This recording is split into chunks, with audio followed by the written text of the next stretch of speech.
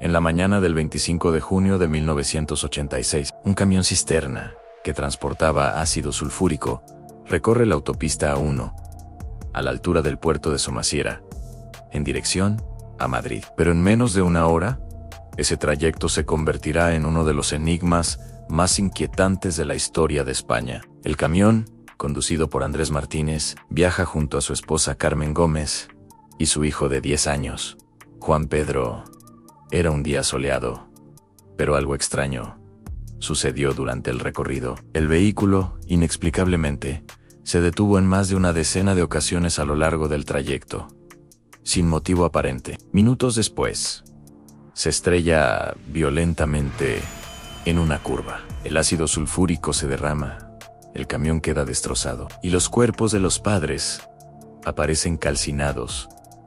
Sin embargo, el cuerpo del niño nunca apareció, ni entre los restos del camión, ni en las cunetas, ni en kilómetros a la redonda. Lo más perturbador es que, hasta hoy, nadie ha podido explicar qué ocurrió con Juan Pedro, y las pruebas del caso solo hacen que el misterio sea aún más profundo. ¿Fue un simple accidente? ¿Un secuestro? ¿O algo más? Algo que nadie se atreve a reconocer. Cuando los equipos de emergencia llegaron al lugar del siniestro, lo que vieron los dejó sin palabras. El camión se había empotrado contra un talud.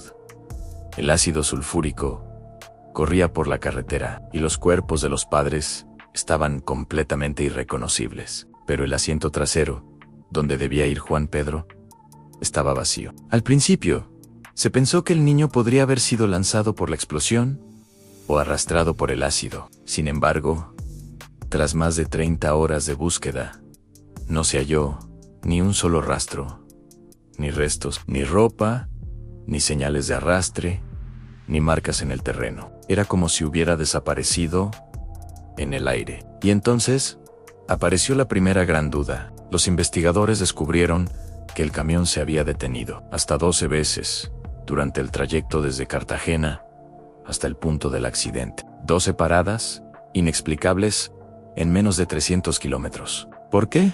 Los testigos que se cruzaron con el vehículo afirmaban que el conductor parecía nervioso, alterado, como si alguien lo siguiera. Otros aseguraron haber visto una furgoneta blanca estacionada cerca en más de una de esas paradas. Una furgoneta que, según algunos testigos, desapareció justo después del accidente. ¿Casualidad? ¿Un intento de secuestro? ¿O algo más oscuro relacionado con lo que transportaba el camión? ¿O con algo que nunca se registró oficialmente? Las primeras horas tras el accidente fueron caóticas. Los bomberos, la Guardia Civil y los equipos de carretera trabajaban entre nubes de ácido y humo, intentando entender qué había pasado. Pero a medida que avanzaban las horas, las explicaciones dejaban más preguntas que respuestas. El informe técnico reveló que el camión no había tenido ningún fallo mecánico. No hubo pinchazos, ni pérdida de frenos. El motor funcionaba perfectamente. Y lo más extraño, las paradas registradas durante el viaje no eran normales. En una ruta comercial, alguien o algo los obligó a detenerse. La Guardia Civil intentó reconstruir el itinerario. Descubrieron que en una de las paradas, cerca de Cabanillas del Campo, una camarera aseguró haber visto al matrimonio y al niño tomando un café. Todo parecía tranquilo, pero unos kilómetros más adelante, el conductor comenzó a realizar maniobras bruscas y peligrosas, como si estuviera escapando de algo o bajo los efectos de una sustancia. Los investigadores encontraron además un detalle inquietante. Los 25.0 kilos de ácido sulfúrico no se derramaron completamente. Una parte del líquido faltaba. Nunca se supo si fue absorbido por el terreno, si se evaporó o si fue manipulado antes del impacto. Y mientras la prensa hablaba de un trágico accidente, las autoridades no lograban encontrar al niño, ni una sola pista que explicara su desaparición. Fue entonces cuando comenzaron a surgir las primeras hipótesis, y ninguna parecía del todo lógica. ¿Podría haber sobrevivido? ¿O alguien se lo llevó antes de que el camión se estrellara? Con el paso de los días, la desesperación por encontrar a Juan Pedro crecía. Los medios hablaban de milagro, de secuestro, incluso de encubrimiento. Y la Guardia Civil comenzó a considerar varias hipótesis, ninguna sencilla de aceptar. La primera teoría fue la más esperanzadora, que el niño sobrevivió al impacto y huyó desorientado del lugar del accidente. Pero esa versión se desmoronó rápido. Los equipos de rescate peinaron más de 20 kilómetros a la redonda, con helicópteros, perros y vecinos voluntarios. Ni una huella, ni un trozo de ropa, ni un solo rastro biológico. Nada. La segunda hipótesis era aún más perturbadora, que alguien se llevó al niño. Algunos testigos aseguraron haber visto una furgoneta blanca cerca del camión, justo antes del accidente. Otros afirmaban que un hombre con bata blanca y una mujer ayudaron a mover algo del interior del vehículo antes de que llegaran los servicios de emergencia. Cuando se intentó localizarlos, nadie supo quiénes eran. La tercera teoría fue la más polémica. Una fuente anónima afirmó que el camión podría haber transportado algo más que ácido sulfúrico, que dentro del vehículo había un doble fondo donde se ocultaba una carga de droga. Según esta versión, el niño habría visto algo que no debía y lo hicieron desaparecer. Nada de esto se pudo probar. La empresa propietaria del camión negó cualquier implicación y los análisis posteriores no hallaron rastro de narcóticos. Pero las incoherencias seguían ahí, y cuanto más se investigaba, más parecía que alguien no quería que se descubriera la verdad. Y entre tantas versiones,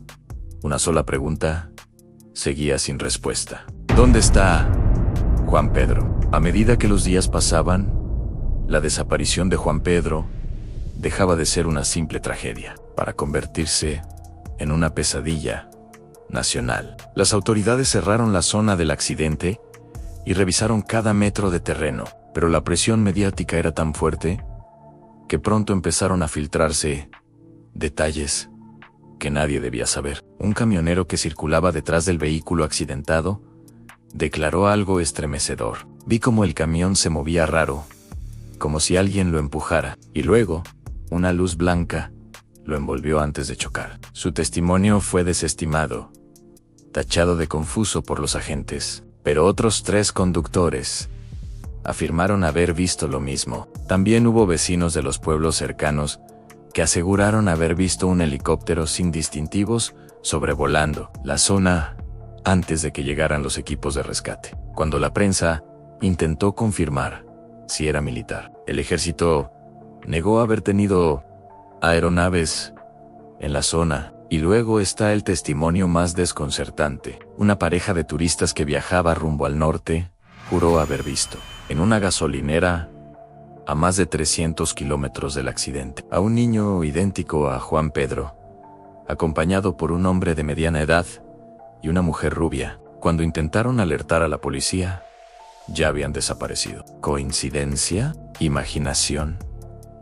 ¿O una pista real que fue enterrada intencionalmente para cerrar el caso antes de tiempo? Lo cierto es que cada testimonio parecía abrir una nueva línea de investigación y al mismo tiempo cerrar todas las puertas. Con el paso de las semanas, la investigación entró en una fase de oscuridad. La Guardia Civil, que al principio mantenía contacto constante con la familia y la prensa, dejó de ofrecer declaraciones.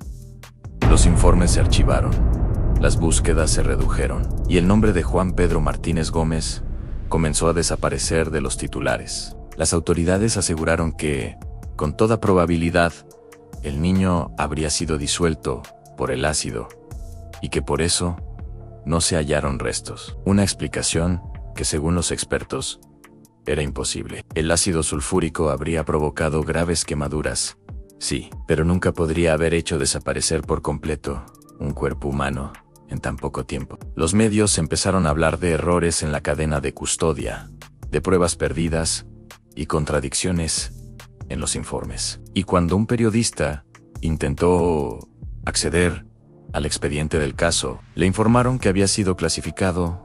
Nadie podía verlo. Las preguntas se acumulaban. ¿Por qué se detuvieron tantas veces aquel día? ¿Quién era la mujer y el hombre de bata blanca, que se marcharon sin ser identificados. ¿Y por qué las grabaciones de las radios de carretera desaparecieron justo cuando pasaron por Somosierra? Poco a poco, el caso fue enterrado bajo el polvo de los archivos policiales, etiquetado como sin resolver. Pero para quienes conocieron a la familia, para los vecinos y para los pocos investigadores independientes que siguieron el rastro, algo no encajaban: demasiadas sombras y demasiado silencio.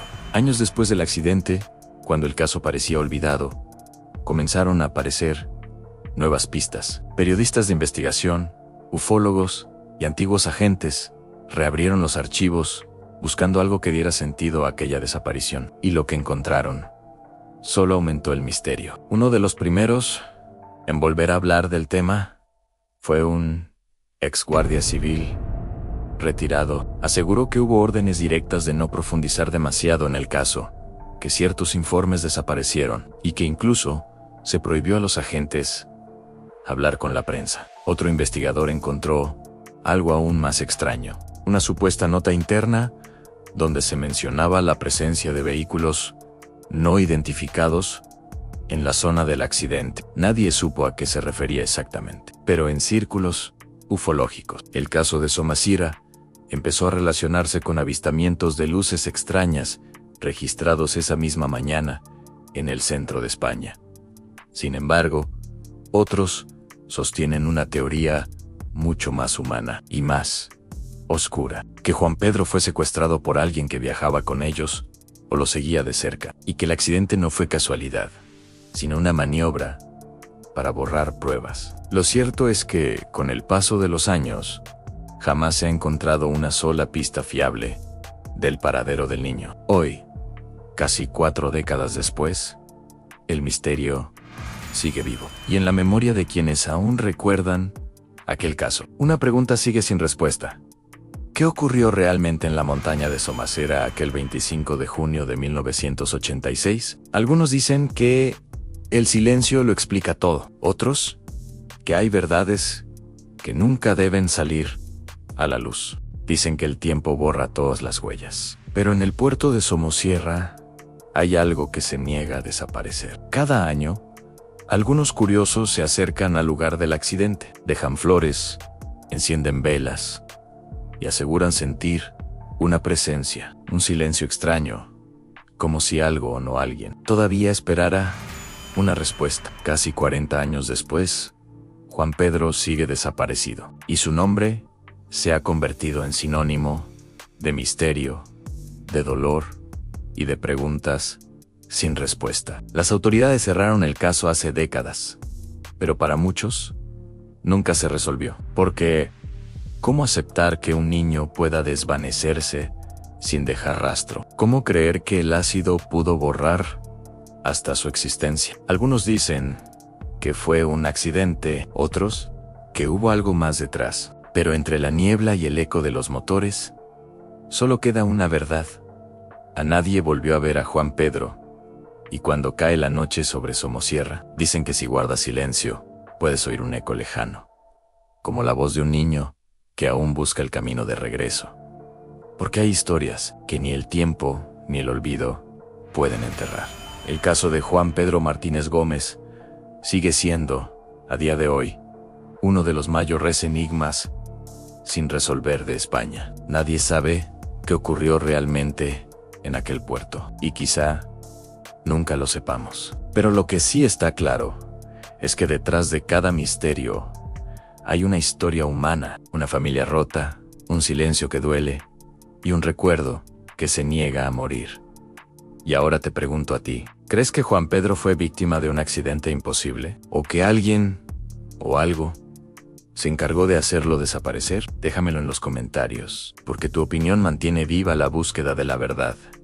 ¿Qué crees que pasó en Somosierra? Si te gustan las historias reales que desafían la lógica, no olvides suscribirte y activar la campanita, porque aquí, en el Rincón de lo Paranormal, seguiremos explorando los misterios que el mundo intenta olvidar. Créditos en guión: El Rincón de lo Paranormal. Narración en Jesus. Investigación basado en hechos reales. Caso Juan Pedro Martínez Gómez, 1986. Producción en el Rincón de lo Paranormal, 2025. Suscríbete para más misterios reales.